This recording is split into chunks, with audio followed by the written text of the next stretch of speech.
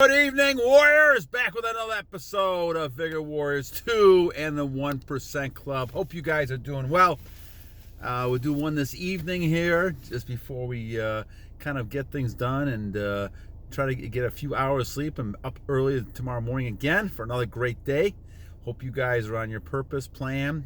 Thank you guys for all the comments, the likes, the donations. All those things are greatly appreciated, as usual. And I will go ahead and put some shout-outs in the comments. I know some people like that a lot.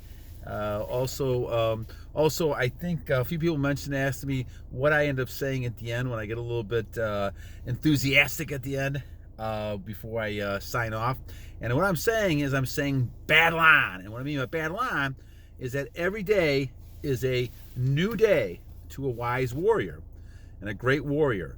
And that means that every day you take, you're learning something new and you're learning how to deal with this. We've had a few people talk about releasing lately, and in the old days I would always think of that as a negative, as a problem, and of course you don't want to release. However, there's a good side to this, and that means you're learning what situations to avoid. And so God is working through you to kind of learn how to deal with all these, and you're going to get better and better and better. That's what happened to me. I'm basically at like 960 some days, but it took me 47 some years to do that. And so it takes time in my case. Hopefully, one of the reasons I'm giving this message out is that it takes a lot less time for you guys to get to that point and get some information that might be useful for you to kind of determine what areas of weakness we have. We all have weaknesses, warriors. That's something that's not bad. That's something to understand and to work on those weaknesses to become stronger. So you become the strongest warrior you can become. But we all have weaknesses. We just have to make sure we try to keep building on those weaknesses so they're not a liability to us and get us in temptation and continue doing it.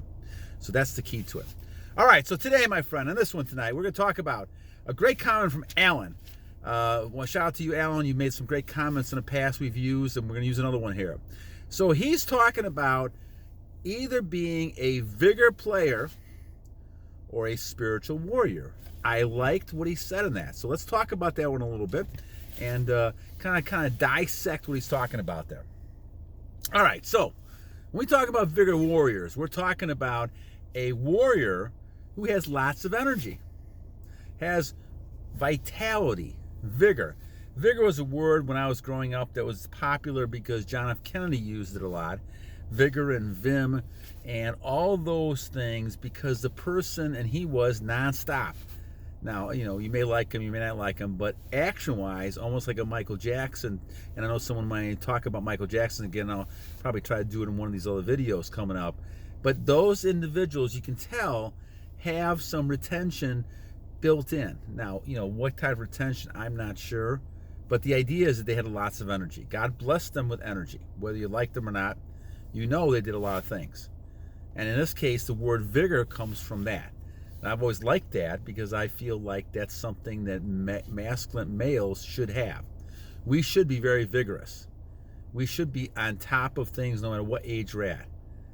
You know, I deplore all the people saying that, oh, you know, you should retire. You should just try to, close up the shop. That's it, right? Watch your TV shows, relax, and all that kind of stuff. Enjoy life. Well, enjoying life doesn't mean that you get sick and you just die, right? You got to keep moving. You've got to keep exercising. You got to keep goals the rest of your life. That's how human beings are. Working, whether you're working on the fields, whether you're working in an office, whether you're working, exercising, walking. Activity keeps that person, in my book, younger because they're using that energy that they've been given and went from potential energy to kinetic energy. So we talk about vigor, that's important. Now we talk about player, we're talking about a person, I think Alan's using this way, where a person who just is out there looking at, kind of women, not taking them seriously, but having fun with them and just kind of discarding them. I guess that you would kind of, maybe that's the way you talk about player. So a player is someone who is really someone who just kind of goes through the motions, has fun, sleep with people, but not anything serious. A spiritual, obviously, we know, is someone who's dedicated to a cause. something that is spiritual, believing in God, believing in that a higher power, those type of things. That's where you're believing in the spirit. You're not believing in the physical nature of things, but the spirit, which comes out of the body and is in the body, but comes out of it at times as well. And then, of course, warrior is someone who just continually is a strong protector and conqueror of lands if they need to be able to not be someone that can be run over and taken advantage of. And that person is strong, and that person is a leader, and that person is admired and respected. So when Alan's asking this question, are you a vigor player or a spiritual warrior? It's a really good question, right? You could be a vigor player. A vigor player would be somebody who has lots of energy and someone who basically is using that energy, but in not positive ways. Now, Alan may mean this in a different way, and it's been a while since I read his text. If he's talking about, which I think he might be talking about, I guess I'm talking about a person who is a player who's out there just trying to have fun, short-term pleasure. And they could have a lot of energy doing that. You know people who do that. The reason they have so much energy can sleep around is because they have been blessed with energy. But they're not using it in the right way. They're out there just having fun for short-term planners. And we talked about this in the last video. Are you really interested in short-term pleasure? Or are you looking for the long-term satisfaction, happiness, joy? This is where the spiritual warrior comes into play. The spiritual warrior is somebody who is always on guard, who's somebody who is someone who avoids temptation or sometimes meets it head on and knows how to deal with it. And they are a person who is someone who is a fighter, someone who will not be taken advantage of. The player is somebody who could play somebody or be played. And even though they have vigor and energy, they're like that. Now, I will argue that the spiritual warrior has a great deal of energy too. I think energy is the same with us. Now, someone mentioned yesterday, and one of the texts, and I'll go back to it eventually too, but the idea was the fact that, can you lose energy if you're not releasing physically? So we talk about this a little bit, and just think to yourself the times when you feel drained. And that's energy, of course, right? You feel drained when emotionally you're in an argument or some kind of high stress situation and you feel tired. You're ready to go to sleep. Well, the cause of that is the stress. The cause of that is also the fighting, the listening, all those things. So you can be worn down energy-wise by the emotional aspect, and I call those the emotional vampires, right? The suckers. On the other hand, physically, those type of people, and women in this case, can really suck you dry as well. And the thing is that you're going to be weak. Either way, you're going to lose energy. And now you're more of a victim to be in that scenario, that cycle of being that vigor player and not really a vigor warrior. So spiritual warrior is very, very important. And I think that we talk about having vigor. You're going to have vigor in either one case here. I think Alan was kind of making a comparison because there's people out there who are players but are really not serious warriors. And I think that's the whole key to the situation. I may be reading what Alan meant wrong, but if I do, then I'm wrong. But I think that what Alan's talking about is that if you got people who are spiritual warriors, those people down deep have a deep foundation of ideas. They're not out there for short-term pleasure.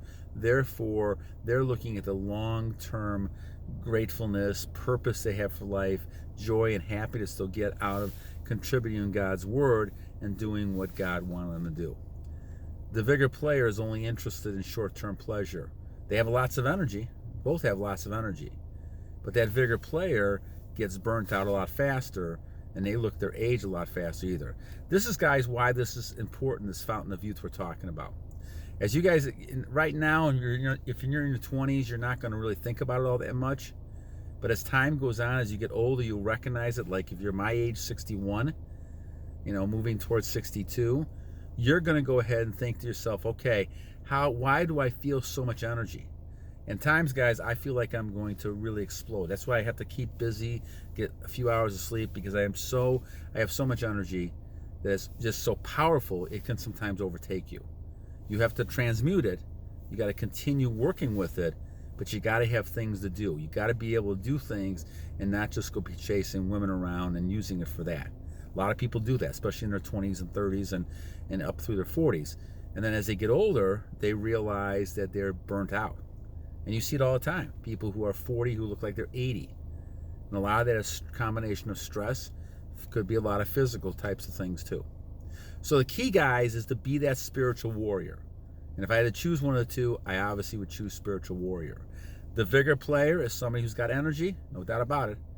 But are they using their energy wisely, or are they just looking for short-term pleasure at the expense and having long-term pain in the long run because they're burnt out or they're dysfunctional, whatever you may want to call it. And you got people, my friends, at 21, 22 years old who are going to doctors saying that they have some kind of dysfunction. And, whether they can't get an erection or whatever the issue is, they're struggling. And you should not have that problem at 21.